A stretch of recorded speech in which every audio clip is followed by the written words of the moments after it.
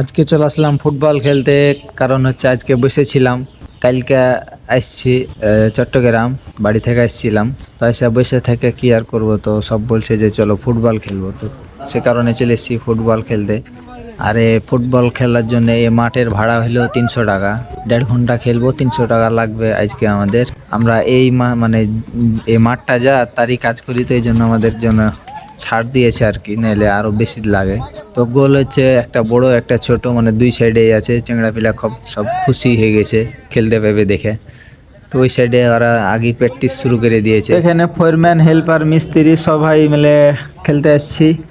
তো একসাথে মিলেমিশে খেলবো, খেলার পরে আবার চলে যাবো। আর কাল থেকে হচ্ছে কাজ করা লাগবে, তো বেশিক্ষণ খেলা যাবে না। তো এখানে হচ্ছে এখন আমাদের ভাগ বাটোয়ারা চলছে যে মানে কোন দলের দিয়ে কেটা কেটে হবে। তো দুই দলের জন্য এখানে লোক ভাগ করা হয়েছে। তো এখানে লোক ভাগ করার পরে খেলা শুরু হয়ে যাবে। আর খেলা শুরু হয়ে গেলে তখন আমরা খেলবো, মজা করে, অনেক ভালো হবে।